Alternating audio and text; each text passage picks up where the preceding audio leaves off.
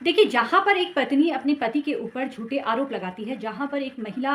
जो है वो अपने पति को और पति के घरवालों को यानी कि नाते रिश्तेदार, भाई-बहन, माता-पिता उनके ऊपर झूठे आरोप लगा रही है, आपराधिक मुकदमा उनके ऊपर दर्ज करवा रही है, तो ऐसी अवस्था में क्या एक पति अपनी पत्नी से तलाक की माँग कर सकता है? जहाँ पर महिला जो है अपने पति पर झूठे आरोप लगा रही है। देखिए, जहाँ पर पति-पत्नी का रिश्ता काफ़ी लंबे समय से चले आ रहा है, लेकिन उस रिश्ते में पत्नी के द्वारा झूठा आरोप लगाया गया है और पत्नी काफ़ी लंबे समय से पति से अलग रह रही है। तो ऐसी अवस्था में एक पति के पास अधिकार है कि वो अपनी पत्नी से तलाक की माँग कर सके। देखिए, जहाँ पर पत्नी अपने पति के ऊपर झूठे आरोप लगा रही है, आपराधिक मामला दर्ज कराने के लिए वो झूठे आरोप लगाती है, तो वहाँ पर पति के पास पूरा अधिकार है कि वो अपनी पत्नी से तलाक की माँग कर सके, क्योंकि एक ऐसा ही मामला इलाहाबाद हाई कोर्ट में आया, जहाँ पर कोर्ट की ओर से कहा गया कि अगर कोई पति है और उसकी पत्नी के द्वारा झूठा आरोप लगाया जा रहा है, जहाँ पर आपराधिक मामला दर्ज कराने के लिए महिला ने झूठे तथ्य और साक्ष्य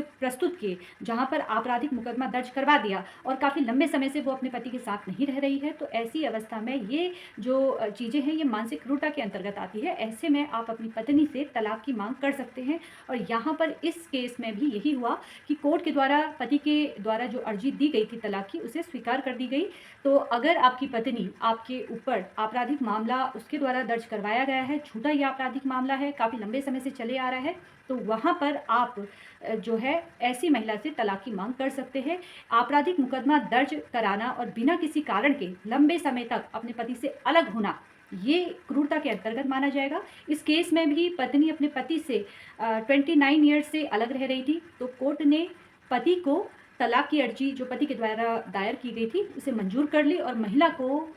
तलाक का आदेश दिया गया, जहाँ पर दोनों का तलाक हुआ और तलाक की अपील स्वीकार कर ली गई। फिलहाल कानूनी जानकारी प्राप्त करने के लिए इसी तरीके से आप लोग मुझसे जुड़ते रहिए। अगर आप सोशल मीडिया में मेरे यूट्यूब चैनल से अभी तक नहीं जुड़े हैं, तो आप सभी से निवेदन करूँगी, ऐसी ही कानूनी जानकारी आप मेरे यूट्यूब चैनल से भी जुड़कर मुझसे प्राप्त कर सकते हैं। धन्यवाद।